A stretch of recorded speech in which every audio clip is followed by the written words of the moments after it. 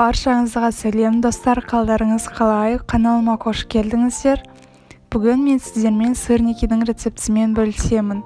Ауызда еритін, өте дәмді болып шығатын сырники бір жасағаннан-ақ шығады.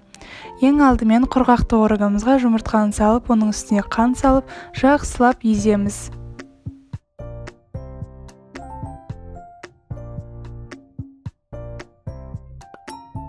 Енді осы массамызға ұнымызды саламыз. Біздің массамыз қолға жабыспайтын масса шығуы қажет.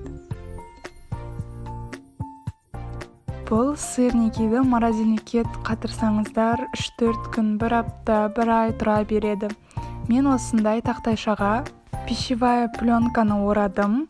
Сырникилерімізді қатырамын. Маған сәл қатқан сырникиді қуырған өте ұнайды, өйткені ол сырники сәл қатты болады және де формасын жақсы ұстайды.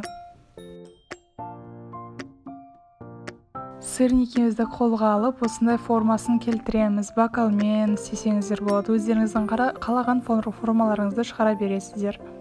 Мінекей біздің сырниктеріміз дайын болды. Енді осыны морозильникке қоямыз. Мен дәу сырники жасадым. Маған солай ыңғайлы. Сіздер өз қалауларыңызша, өз қалаған формаларыңызбен істей бересіздер. Майды табамызға құйып, сырникиларымызды қуырамыз.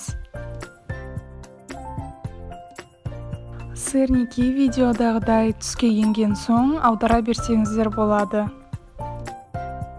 Сырникиді аударып болған соң тағы да 3-4 минуттай қуырамыз.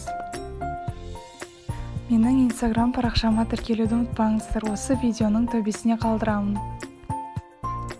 Мінекей біздің сырниктеріміз дайын болды. Каналыма тіркеліп лайк басуды ұмытпаңыздар.